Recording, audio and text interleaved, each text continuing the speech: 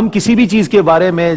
جواز اور عدم جواز کے حوالے سے معلومات حاصل اس لیے کرتے ہیں تاکہ اویئرنیس ہو جائے، معلوم ہو جائے کیا چیز کس درجے تک جائز ہے اور کس حد تک ناجائز ہے۔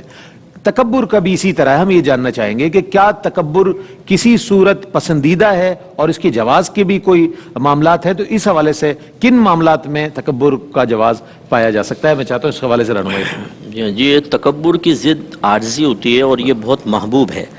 لیکن بعض اوقات یہ عاجزی دین کو یا دیندار کو، علم کو یا صاحب علم کو ذلیل کروانے کا سبب بن جاتی ہے۔ اس موقع پر انسان کو پہلی بات تو کہ ترک عاجزی کرنی ہے، اچھا، اور اگر ترک عاجزی بھی کافی نہ ہو تو پھر اظہار تکبر بھی صحیح ہے۔ مثال کے طور پر اگر ایک دیندار ایک سیٹھ کے سامنے جھک کر بیٹھے، اس کی جھوٹی تعریفیں کرے، اس کے گھٹنوں کو ہاتھ لگائے، تو اس کی نگاہوں سے تو علم اور عالم کی اہمیت ختم ہو جائے گی، 2 منٹ میں ختم ہو جائے گی۔ تو وہاں نہیں کہ جی میں تو ابھی قدموں کی خاک ہوں، میں تو کتا کمینہ ہوں، سیٹھ کے سامنے فراڈیا سیٹ اس کے سامنے جی میں تو کتا کمینہ ہوں، تو بس پھر تو گئے آپ کام سے، وہ تو اور چوڑا ہو جائے گا۔ اسی چیز نے تو دینداروں کو ذلیل کر دیا ہے۔ حضرت مالک بن دینار رحمۃ اللہ علیہ فرمایا کرتے تھے، حالانکہ وہ ایسا نہیں کرتے تھے لیکن وہ ایک طنز کر رہے ہیں اپنے زمانے کے، کہ جب تک ہم دور رہے تو ہمیں عزتیں تھیں، اور جب ہم نے مالداروں کے گھروں میں آنا جانا شروع کر دیا تو انہوں نے ہمیں رومال کی مثل بنا لیا۔ تو یہ دینی طبقہ جو ہے یہ بعض اوقات خلاف موقع اظہار عاجزی کر کے اپنے آپ کو اور دین کو ذلیل کروا دیتا ہے، یہ نہیں ہونا چاہیے۔ اب یہ تو ہے کہ ترک عاجزی ہے، لیکن ایک ہے کہ سامنے والا بڑا متکبر ہو۔ اعلیٰ حضرت امام اہل سنت کے بارے میں لکھا ہے کہ آپ اپنے ایک دوست سے ملنے گئے تو اس کا ایک نوکر آیا، اچھا، تو وہ بیٹھنے لگا تو اس نے ڈانٹ کے اس کو ذلیل کر کے نکال دیا کہ تم یہاں بیٹھو گئی ہے۔ اعلیٰ حضرت کہتے ہیں مجھے بہت برا لگا لیکن میں خاموش رہا۔ کہتے ہیں پھر وہ میرے گھر ملنے کے لیے آیا تو اعلیٰ حضرت کا حجام آیا، اعلیٰ حضرت فرمایا آؤ، ان کا نام لیا، فرمایا ان کے ساتھ بیٹھے ہیں۔ بیٹھے تو وہ ایک دم کھڑا ہو گیا، اس کے منہ سے اور ناک سے شعلے نکلنے لگے اور کہنے لگا آپ مجھے اس کے ساتھ بٹھائیں گے، اور چلا گیا۔ اعلیٰ حضرت نے فرمایا کہ میں نے اس کے تکبر کے توڑ کے لیے ایسا کیا اور میں ایسے شخص سے ملنا بھی نہیں چاہتا ہوں۔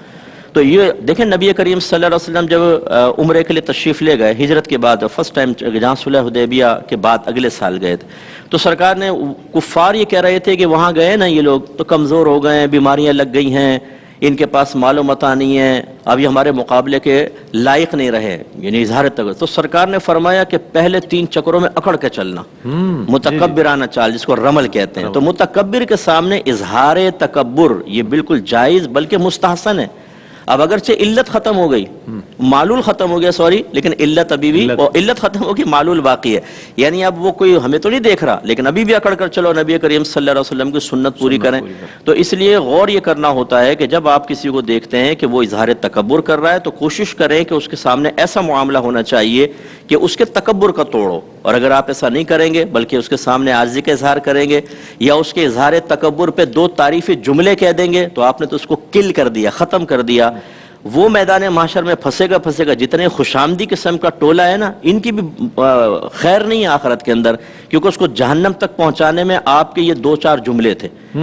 اور یہ ایسے ہی ہوتا ہے، پیروں کی، جھوٹے پیروں کی تعریفیں، عاملوں کی تعریفیں، اسی طرح کوئی صاحب علم ہے تکبر میں مبتلا ہے، غرور اتنا زیادہ ہے کہ اونچا ہو کر بیٹھتا ہے، مجالے کو جو قریب آ جائے ہاتھ بھی ملا لے، جیسے حضرت نے ارشاد فرمایا،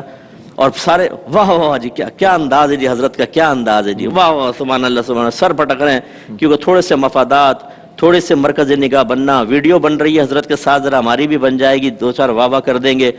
تم نے تو اس کو مار دیا، بالکل ختم کر دیا۔ میرے آقا صلی اللہ علیہ وسلم کا طریقہ کار یہ تھا، جب سرکار نے ہجرت فرمائی، لوگ استقبال کے لیے آئے،